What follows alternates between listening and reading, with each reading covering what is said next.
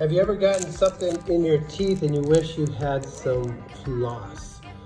So I put one in my bag that I carry, in the gym bag. I'm gonna put a couple in the car. And I picked up each of these at convention for $1. And what's really cool about our floss, there's no fluoride in there. Do you guys know that fluoride is a neurotoxin?